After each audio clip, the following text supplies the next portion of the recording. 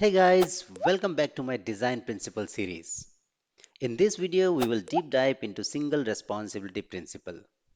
Do check out my previous video on why solid principles before proceeding. I hope that video will give you a real motivation to learn these principles. You can find the link in the description. Okay, what's coming up next? We will start with what is SRP, what problems you encounter if you don't adhere to SRP, where we will understand the concept of cohesion, coupling, testability, side effects of not using SRP. Then we will see how to identify SRP violations. Also, I have asked few questions in between. Do take some time to comment the answer. Before moving further, if you have not subscribed the channel, then consider subscribing it for all the simplified and exciting videos on C Sharp, which will help you to become a better programmer. So, with this, let's get started.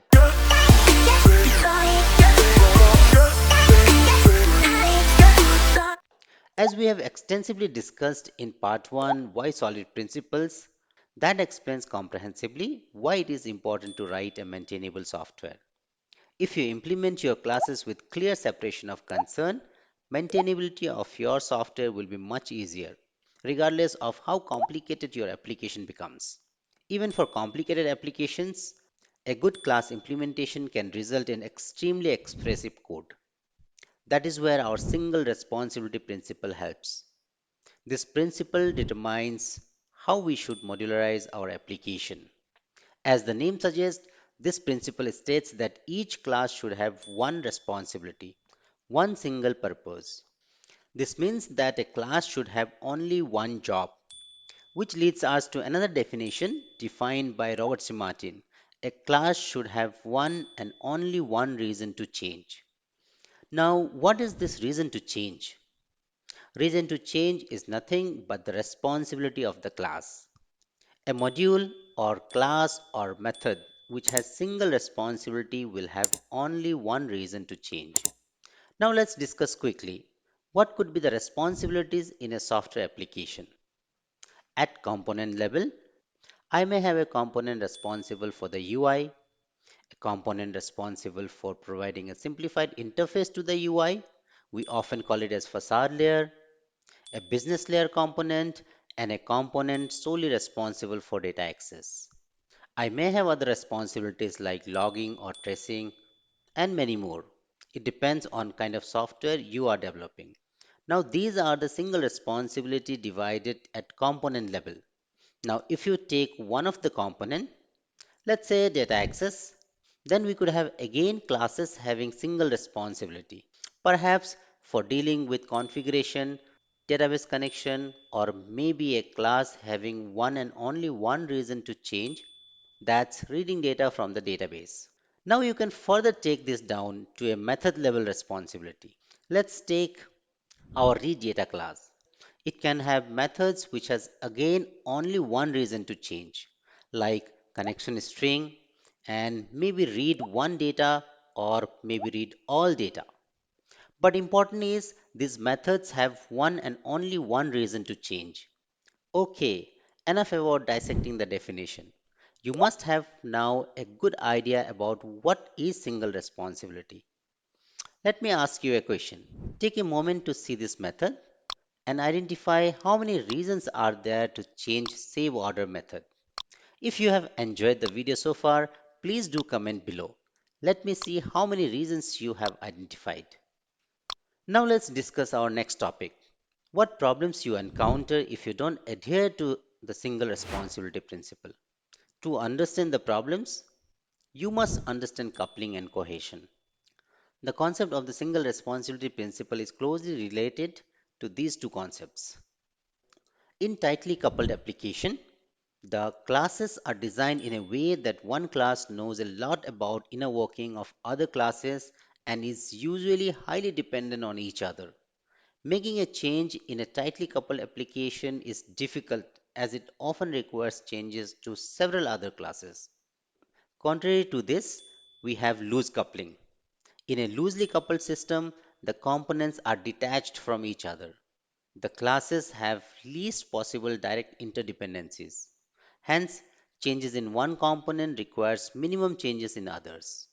Let's see a code sample. Take a moment and think. Is this code loosely coupled? Definitely not, right? Our repository class is directly dependent on the concrete SQL database class. In other words, our repository class has to take care of more than one concern. So it breaks the single responsibility principle. We can make it loosely coupled by tweaking this design a bit. Something like this. I can now inject any database that implements iDatabase. So by separating the concern of creating that type of database to some other class, we followed SRP. Basically, if you see, our class also follows OCP as well. We will discuss this in our next video. High cohesion. High cohesion means that the elements like data and methods within a class or method should functionally belong together and perform one particular task. A class that has a single responsibility will be highly cohesive. If a class contains elements that are not related to each other, then of course that class contains more than one responsibility. We should extract the unrelated elements and perhaps put them in a well-defined separate class. Take a look at this class. We have four variables. These variables are directly called by method A and method B, and method A and B are called by methods E, D, and C. It looks like this class contains a complex method variable relationship. Actually, this class is less cohesive, meaning there are unrelated elements.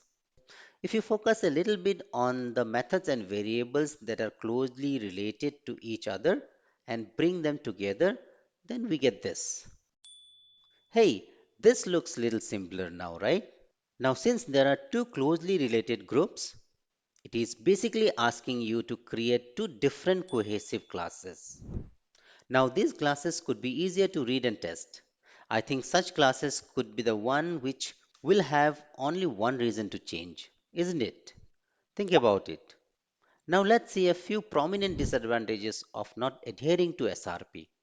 As you have just seen, without SRP, you will introduce high coupling and low cohesion.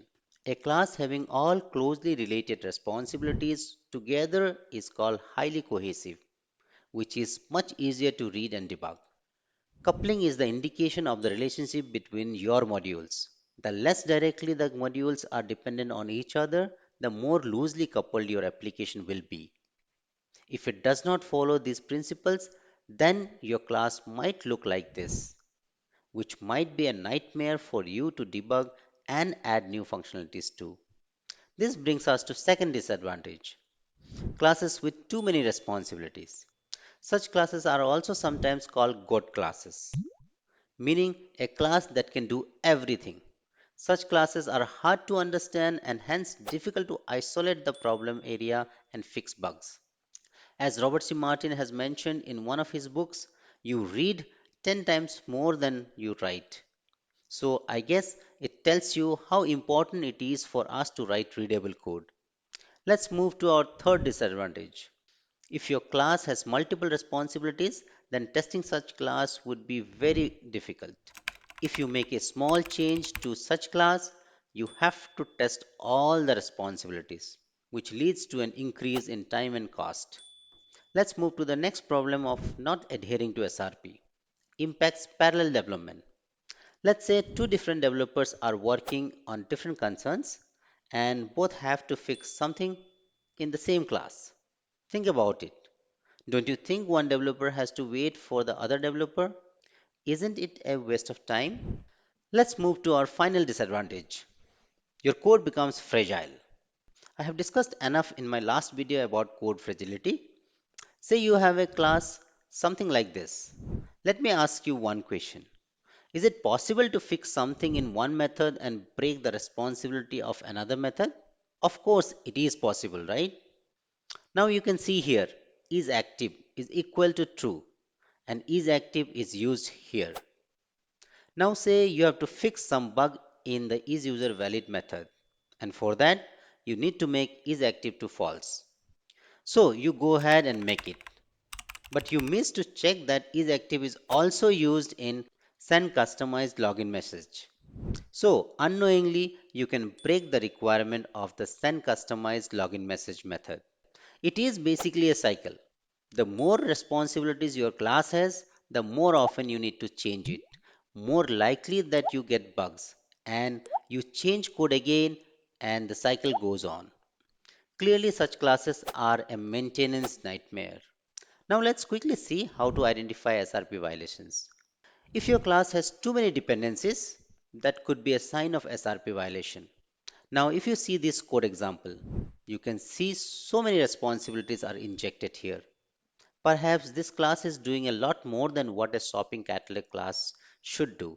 Please note that these are just indications for you to closely look if it is really violating. Of course, it might not as well. The second indication would be if you have conditional statements in your method. Something like this. Seeing these big blocks of if and else statements is asking you to think, where should this logic go? Perhaps to a separate class or method. Similarly, is the case with switch statement. The next indication is a God class, a class that tries to do everything. Such a class is not just an indication but a clear violation. We must refactor it. Very generic code. Well, it may not sound as a violation, but yes, very generic code is sometimes not readable and it generally tries to do too many things. Finally, on our list is the name of the class or method. If the class name is something like database helper, now when you say helper, it means we can write anything to it. Or even a class like shopping manager. Now a manager can do lot many things, right? So it's possible that this class might be doing a lot of things. Even it goes with method names. Methods like check and save are definitely an indication of violation of SRP. Now note that these are indications, not definitely a violation. But still, if you come across such code, then you should definitely give it some thought and see if it needs refactoring. Basically, when we follow the single responsibility principle while writing a class, we need to consider the problem domain, business needs, and application architecture. Remember, sometimes things can be subjective. What may seem like a single responsibility principle to me may not be the same for you. This is what makes it harder to implement this principle. So, that's all about single responsibility principle. I hope you will think about it while writing your next class. Hope this was helpful. If you enjoyed the video, please consider subscribing to the channel and leaving your comments for the future videos on C Sharp and other technologies. Thanks.